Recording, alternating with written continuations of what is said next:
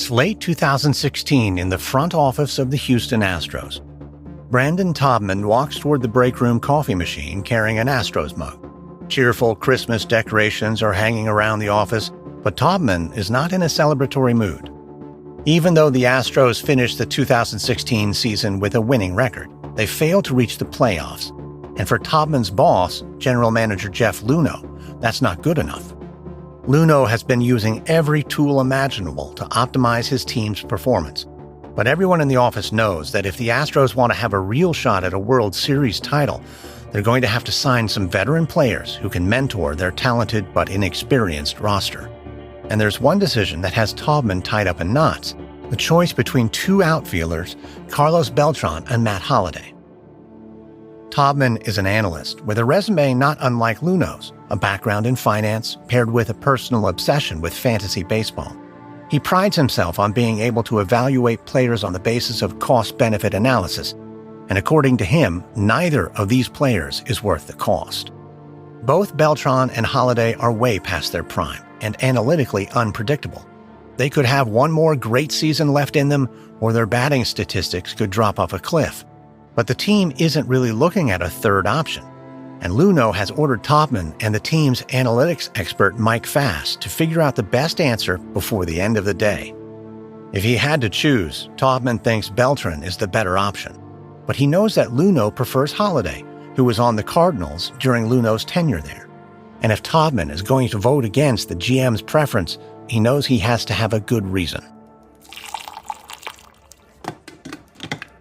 So after refilling his cup of coffee, Taubman heads over to Mike Fast's desk to review the data on both players.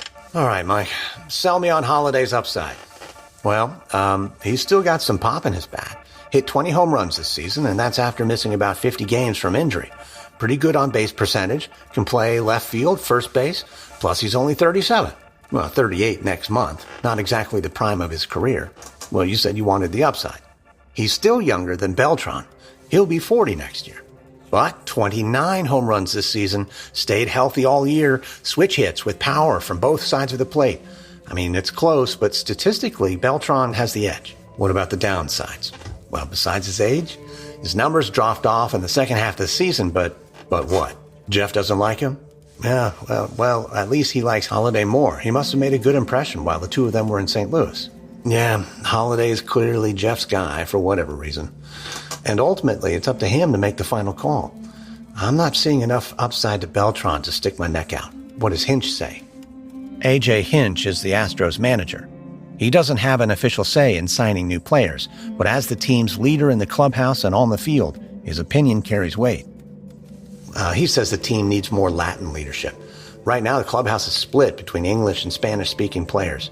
A guy like Beltran could unify them. Well, there's your answer. Yeah, but Jeff is not an easy guy to convince. And things you can't measure, chemistry, leadership, that I don't think we can sway him. Well, leave the data to me. I can make a case for Beltran. And if Jeff still isn't convinced, you can make the clubhouse chemistry argument. That'll carry some weight this year when Jeff's going all in on a playoff run. I hope so. I mean, Beltran's the choice. And he would elevate the Latin players on our roster. They respect him. He'd be a great mentor. All right then, let's make the case. Fast gets to work on the numbers, and Taubman returns to his desk to prepare his pitch for Beltran. He knows it won't be easy to convince Luhnow to change his mind, but Taubman has been with this organization since it was known as the Disastros, and he's seen how tough decisions like this one can lead to breakthroughs.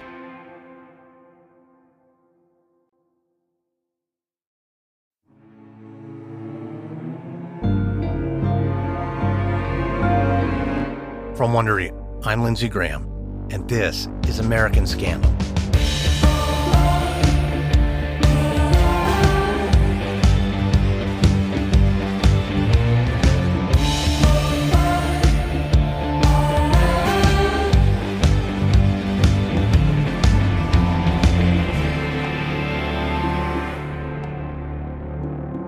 When Jeff Luhnow was hired as the general manager for the Houston Astros in 2011, owner Jim Crane gave Luhnow complete control of the team.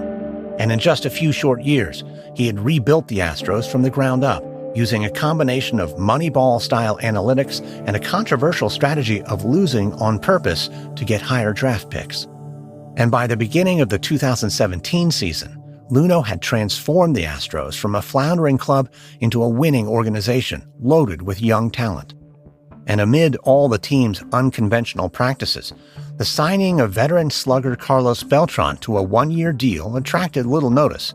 Major league teams routinely added aging stars to their rosters to bring some needed experience and help mentor young players. But what analysts like Brandon Taubman and Mike Fast could not see on their stats sheets was that Beltran would bring another dimension to the Astros, one that went beyond the leadership skills of an all-star player.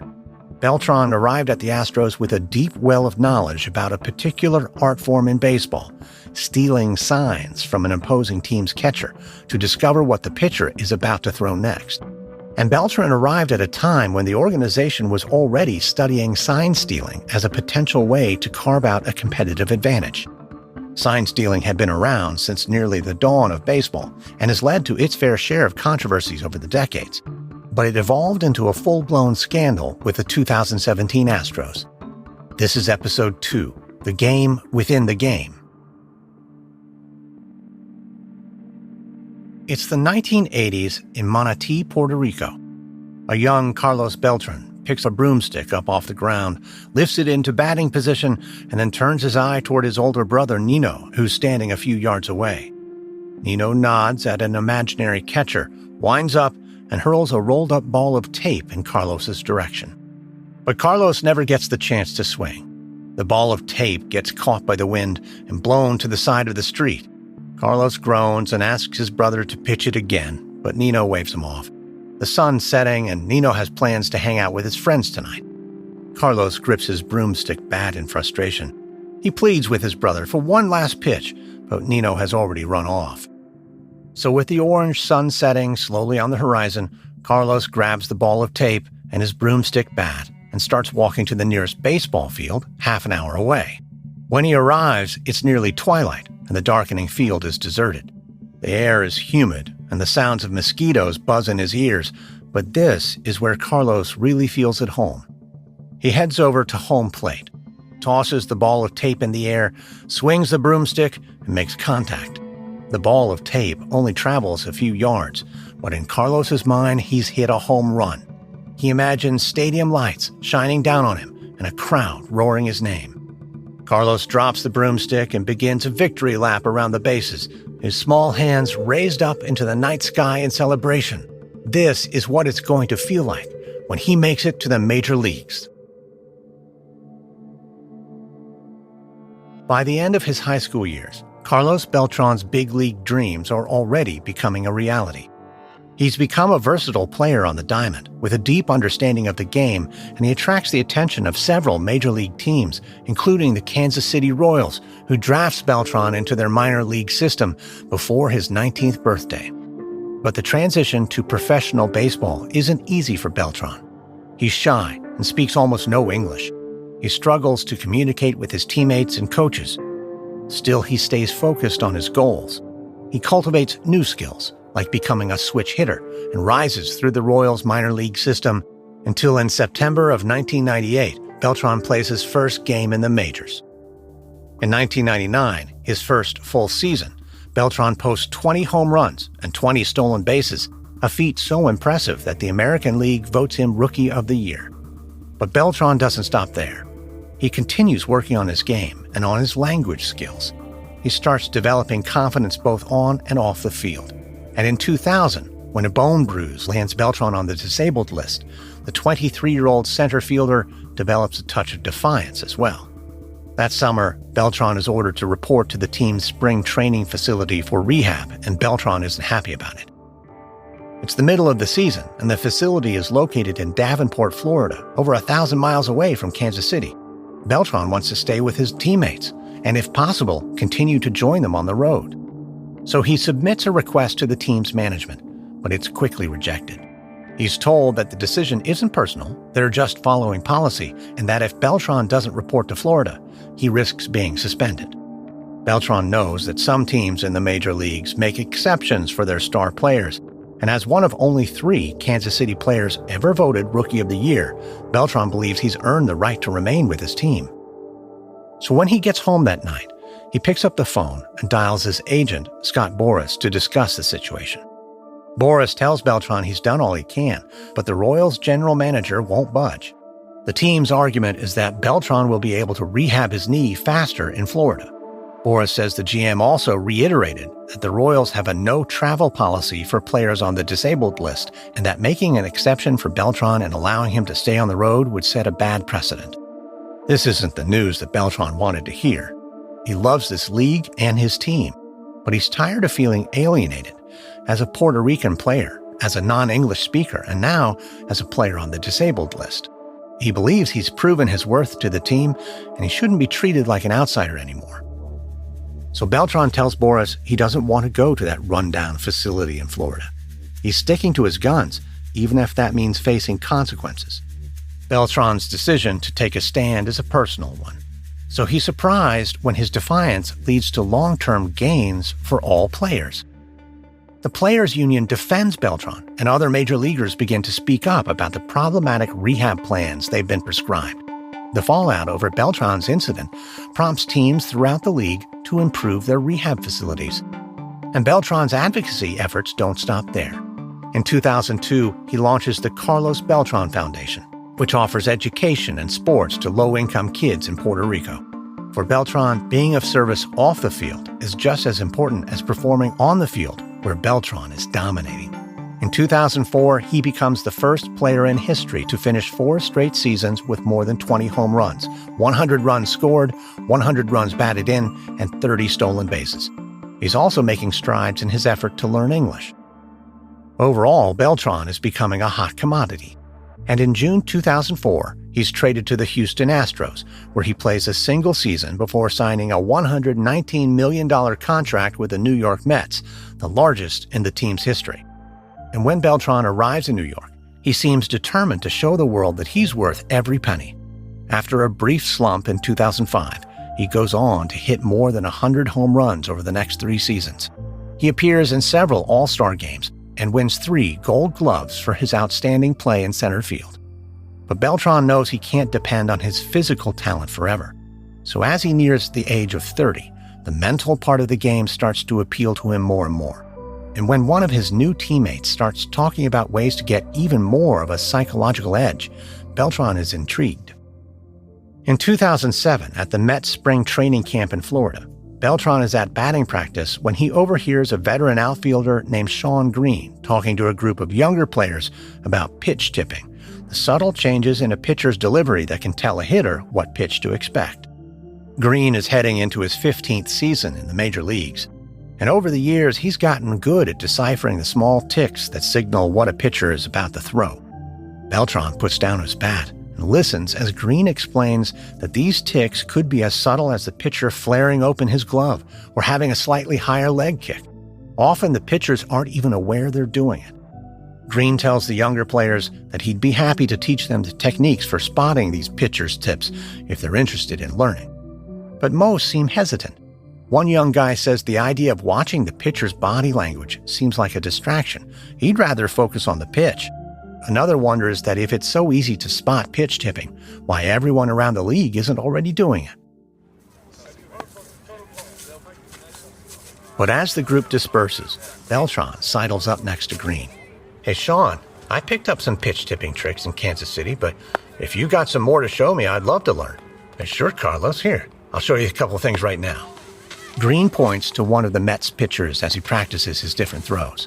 "You see the way he really digs into his glove before the next pitch? He's about to throw a changeup." Beltran stares at the Mets pitcher, and sure enough, he works the baseball deep into his glove, winds up, and then throws a changeup. He needs to work on that. I mean, if I can clock it in just a few pitches, he's cooked out there against a real team. That's such a little thing. I never would have noticed. I think of pitch tipping and sign stealing, too, as mental offense in the game. I mean, I'm pretty good at hitting, but I'm a great hitter if the other team's sloppy and not aware of their body language. If they don't have their guard up, you bet I'm working my way into their heads. How long did it take you to get good at this? Well, when I was coming up with the Blue Jays, tipping and sign stealing were required. Manager told us we had to get signs when we were on second. Scared the crap out of me, really. But then it became a puzzle, and I love puzzles. Game within the game. What about you, though? Sounds like you have some experience with it. I try, but with sign stealing, sometimes the catcher's throwing down signs so fast I barely spot them, or I get distracted. Pitch tipping, I don't even know where to start with some guys. Well, you can always start with the pitcher's hands and feet. What are their hands doing in the glove before they throw? Where do they place their feet on the mound? Watch our guy on this pitch. Beltran gazes out at the Mets pitcher as he continues to practice in the afternoon sun. He winds up and throws a fastball. All right, now where was his glove before he threw that heat? In front of his chest? Where, though? Where exactly? Well, pretty high up, almost near his collarbone. All right, maybe that's it. Now let's test that theory. Beltran watches the pitcher again. He raises his glove to the height of his collarbone, winds up, and throws a fastball. Beltran can't believe it. Almost as soon as he started trying, he found a tick. He glances over at Green, who grins. See? Yeah, you're getting it. Now, if you'll excuse me, I'm going to go find a pitching coach and tell him this guy needs to clean up his tells. Beltran nods and returns his gaze to the pitcher, eyes focused, as a thrilling new skill takes root in his mind. It's a skill set that Beltran will carry, refine, and perfect through the next decade of his career, playing for teams like the Giants, the Cardinals, and the Yankees until he finally lands back in Houston, Texas. And it's there that Beltran's pitch tipping and sign stealing expertise will take a turn from the masterful to the unethical.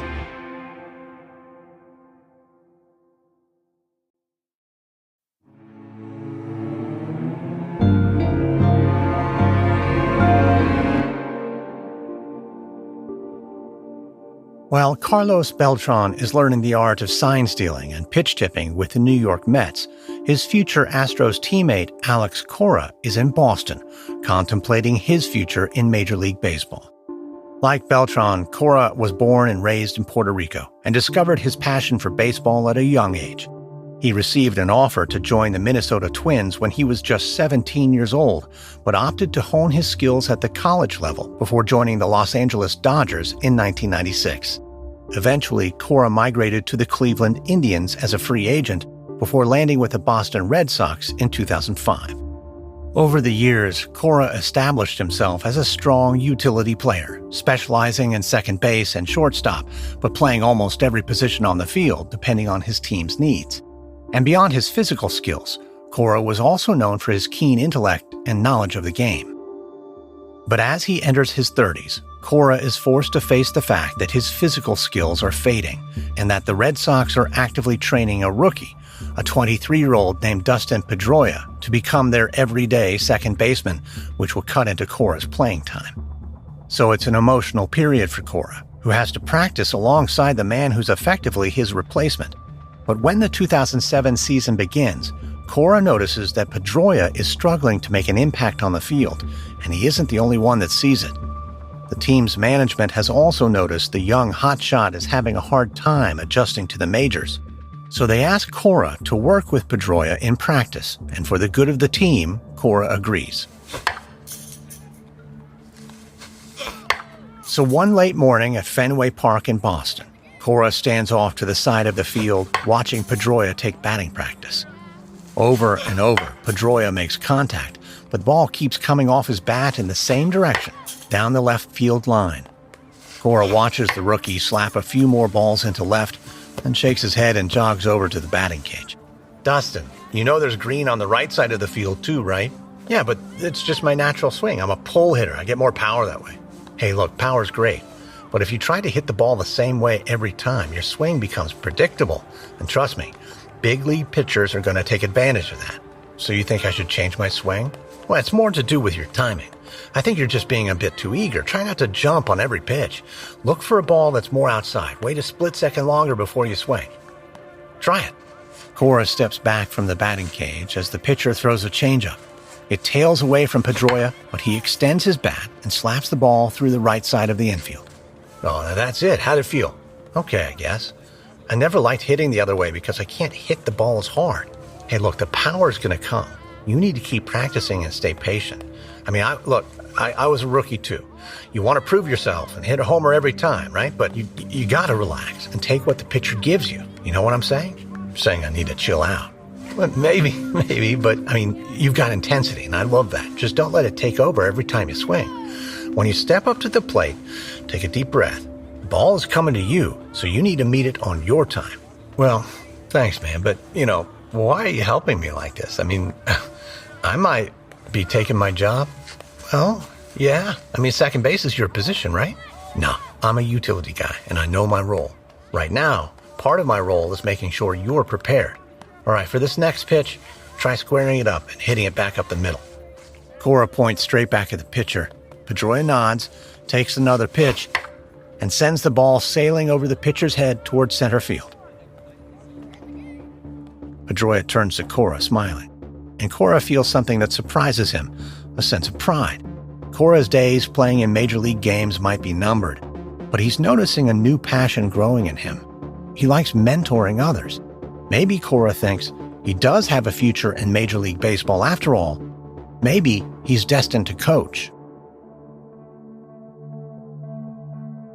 Alex Cora's career as a player in the major leagues ends in 2011, and he begins laying the groundwork for a transition into coaching.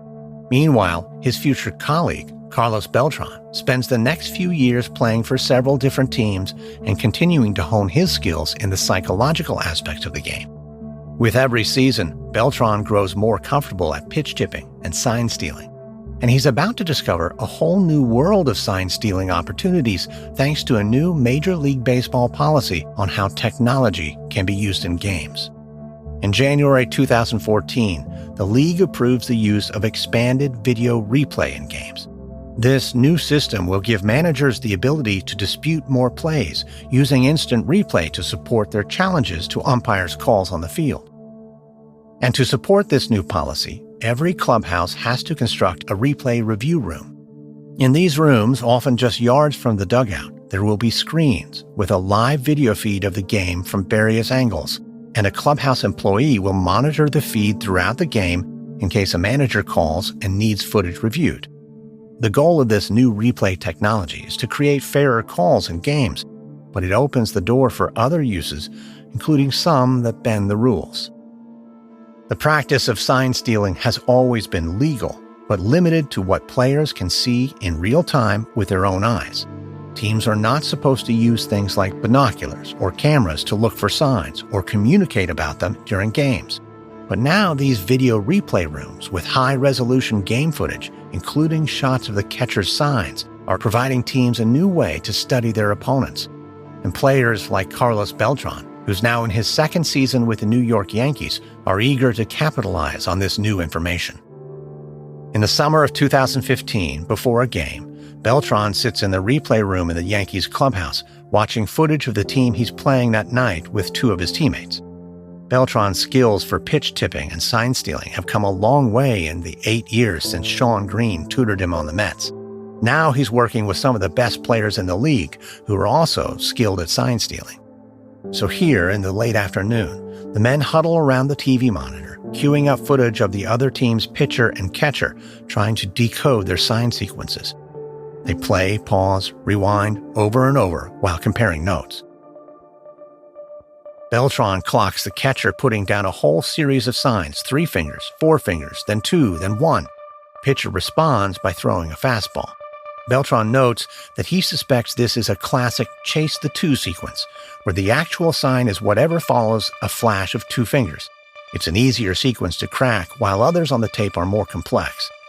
One of Beltran's teammates points out that their opponent might change their sign sequences tonight, so even with all this studying of last night's footage, there's no guarantee it'll pay off in the upcoming game. But Beltran knows this kind of preparation can still produce results. If there's a choice between goofing off and being in the replay room studying footage, Beltran would much prefer to use his time productively. But Beltran admits his teammate does have a point. And if the guys don't want to be in here decoding sequences, they don't have to. That's when another teammate speaks up. He also concedes that watching last night's footage may be useless, but what if they were to watch streaming footage of the catcher during tonight's game, right here in the replay room? That could give them a real advantage. After all, these TV monitors are just a few strides away from their dugout. If sequences were cracked in the middle of the game, that information could be relayed to the team. It wouldn't be simple. If a sign was cracked, someone would have to signal it to their guy on second base, who'd then have to signal it to the player at bat. And there are a lot of ways for that communication chain to break down, especially since all of this would need to be done in a matter of seconds. But despite its complexities and dubious ethics, using this new technology to decode their opponent's signs during the game is intriguing to Beltran. Ultimately, he and his teammates are competitors, and they're passionate about finding any advantage they can.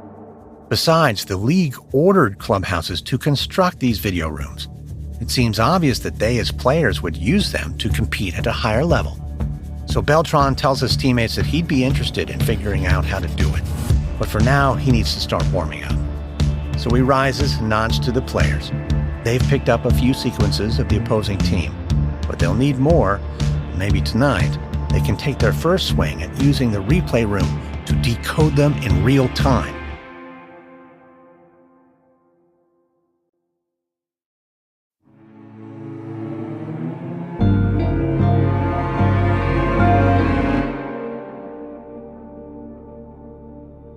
By the second half of the 2016 season, Carlos Beltran has been traded from the Yankees to the Texas Rangers. Alex Cora is eyeing coaching roles in clubhouses across the country and providing commentary on ESPN. And the Houston Astros have started winning in a real way. General Manager Jeff Luhnow's controversial strategy for turning the team around with analytics is finally producing results. Detractors still believe Luhnow is taking the human element out of the game, reducing players to just numbers and data. But all Luhnow cares about is taking his team to its most sought-after milestone, a World Series championship. But by mid-season, it's clear that 2016 will not be the year the Astros get there. The team still lacks a few components, and it's never more apparent than when the Astros are playing their Lone Star State rivals, the Texas Rangers. The Rangers have always been a pretty good team, but this season they've been dominating the Astros, and it's starting to get to the players in Houston. After one especially brutal loss, Astros relief pitcher Pat Neshek trudges into the clubhouse to find his teammates looking frustrated and demoralized. Some of them stare at their cell phones, while others sit half-dressed in their uniforms, heads hanging in their hands. They're all wondering how the Rangers got one over on them again, and Neshek is feeling as clueless as the rest of them. All he wants to do is hit the shower and rinse the stink of defeat off of him. But before he can head to his locker, Neshek feels a hand on his shoulder. He turns to find one of his fellow bullpen pitchers, a younger guy who really got lit up tonight by Rangers hitters. Neshek, meanwhile, is a veteran, an occasional mentor to the less experienced guys. He tells the young reliever not to let himself get too down about tonight's game. Everyone has a bad outing sooner or later. But the young pitcher isn't just frustrated, he's angry, because he thinks there's only one explanation for how well the Rangers hit tonight. They must have had the Astros signs. Neshek admits that may have been true earlier in the season, but the Astros have been changing their sequence just for games against the Rangers, so he doesn't see how it's possible that the Rangers are stealing them. But the young pitcher leans close and says he's starting to think that the Rangers may have someone sitting in the crowd, getting decoded signs from the video replay room, then signaling to their hitter what's coming. Neshek considers this. He has heard whispers that with the advent of replay rooms, some teams might be taking their sign-stealing efforts into uncharted territory. And Neshek admits that in this day and age, if he were a hitter, he'd bring someone to every game and have them sit out in the center field bleachers with a pair of binoculars to catch the signs. Competitive edge aside, the financial incentives would be too tempting to resist. A 20-point difference in batting average could translate to millions of dollars in a player's salary. But Neshek also notes that when it comes to sign stealing, the rules are clear. It is only allowed when it's done without any kind of technology. So if the young pitcher is accusing the Rangers of cheating, they'll need proof, certainly more than just a sneaking suspicion that the Rangers are hitting a little too well. The young pitcher nods and says it might be all in his head. Still, he hopes that before tomorrow's game, their pitching coach changes up the signs again, and this time comes up with sequences that are harder to crack. And Neshek agrees. With the advent of this new replay technology, and who knows what else, a new sign-stealing arms race could be underway, and Neshek can't help but wonder how far some teams will go to stay competitive. In the 2016 season, ultimately, no evidence comes to light that the Texas Rangers used their instant replay cameras to steal signs. But teams all over the league are growing increasingly suspicious of each other's tactics. It's in this environment, late in the 2016 season, that an intern named Derek Vigoa presents a spreadsheet of other teams' signs that he calls Codebreaker to the Astros front office. At the time, Codebreaker is just one of the Astros' many initiatives to use data and technology to gain an advantage. They're also using a radar system called TrackMan to analyze pitchers by recording the movement and spin of their pitches. And they bring in high-speed cameras to study their hitters and help them correct flaws in their swing. Compared to such high-tech innovations, Vigoa's Codebreaker spreadsheet is far from dazzling. But some in the organization are intrigued by its possibilities, including General Manager Jeff Luhnow. Still, Luhnow and his team know that technology alone won't be enough for the Astros to make a real run at a World Series title. So to get the edge they need, they also look to bring on more veteran talent, both on and off the field. So in the first weeks of the offseason, Astros manager A.J. Hinch hires Alex Cora as a bench coach, and player analyst Brandon Taubman signs Carlos Beltran to give the clubhouse the Latino leadership Hinch believes it needs. Soon, the Astros front office starts to feel like it finally has all the pieces it needs for a truly competitive team. And for Beltran, it feels like he might finally have a shot at doing the one thing he has yet to accomplish: win a World Series. Beltran will be turning 40 years old in 2017, so he knows his time as a major league player is running out. If he can't win a championship with the Astros, he may never get another chance. So Beltran is excited to arrive at spring training in Florida in early 2017. But as he meets his talented new teammates, he realizes there's still one area where the Astros are critically behind. One day after practice, Beltran calls for the Astros players to gather around him in the locker room. Hey guys, come here. I gotta tell you something. Your sign sequences are way too easy to pick. Carlos, that was just practice. Why are you stealing signs during practice? I'm not talking about practice. I've been watching your signs every time I've played you guys over the last several years. They're all too simple. I can pick them up easy from second base. Yeah, well, even if you do know what pitch is coming to you, you still have to hit it, right? You do, but it's a lot easier if you know what's coming. And it makes a lot of difference when you're chasing the playoffs. I mean, a weak team is not going to make a comeback thanks to sign stealing. But for a strong team like us, it's the kind of advantage that can turn a game. But you guys, you're just giving away your signs. They're too basic. Listen, I've played for the Yankees, the Rangers, the Cardinals. I've been to the postseason 6 times. Alex Cora won a World Series with the Red Sox, and he'll tell you the same thing. This is what playoff teams do. They steal signs. They make sure no one else is stealing from them. They win the mental part of the game. The mental part of the game. Oh, we're just going to forget about the fundamentals? No, this is fundamental. Let me put it this way. You've got a former Red Sox and a former Yankee giving you insight about stealing signs. But your plan is to ignore it and keep going with the system you have, the system that did not get you into the playoffs last year. How's that mentality make this a better team? The Astros players glance at each other. Beltran can tell he's starting to win them over. Because, guys, look, I don't know about you, but I want to make it to the playoffs. In fact, I want to win a World Series. I've never done it, but I'm willing to do what it takes to get there. I hope you are too. As Beltran walks away, he hopes he can inspire his fellow players to elevate the mental part of their game. It may take him several weeks to get them on board with high-level sign stealing, but he believes it's a good first step. He imagines the clubhouse lit up with celebration come fall, the frenzy of his teammates shouting with excitement, cameramen crowded around, and champagne bottles being popped. The World Series might be several months away, but for Beltran, it's so close he can already taste it. From Wondery, this is episode 2 of Houston Astros Caught Stealing for American Scandal. In our next episode, the Houston Astros get to work refining their codebreaker system for deciphering signs. But as the league begins to crack down on electronic sign stealing with other teams, the Astros are forced to decide if they should give up their newfound competitive edge. If you'd like to learn more about the Astros sign stealing scandal, we recommend the books Winning Fixes Everything by Evan Drellick and Cheated by Andy Martino. This episode contains reenactments and dramatized details, and while in most cases we can't know exactly what was said, all our dramatizations are based on historical research. American Scandal is hosted, edited, and executive produced by me, Lindsey Graham, for Airship. Audio editing by Christian Paraga. Sound design by Gabriel Gould. Music by Lindsey Graham. This episode is written by A.J. Marichal. Edited by Emma Cortland. Fact-checking by Alyssa Jung Perry. Produced by John Reed. Managing producer Olivia Fonte.